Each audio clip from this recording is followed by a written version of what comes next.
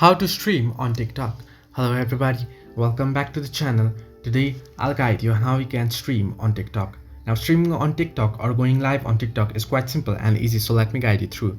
However, make sure that you have 1000 followers first, because you'll need to have 1000 followers in order to go live and stream on TikTok app. Simply open up TikTok and you'll get an interface like this. Tap on the plus icon at the bottom of your screen here, and then you'll be able to see various options here.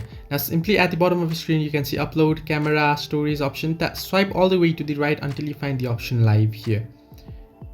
Now here on live you can see various options. Now what you want to do is simply tap on go live option. You can choose various options here. You can see flip, beauty, effects, settings here, live center, poll, and you'll be able to go live through your camera.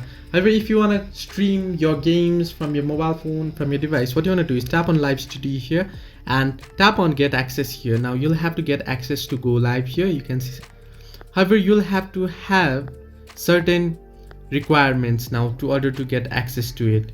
Simply tap on OK and you'll be able to go live through your screen sharing. So this way you can stream on TikTok. Hope this helped you. Do like and subscribe, and do not forget to leave a comment down below if you have any further issues.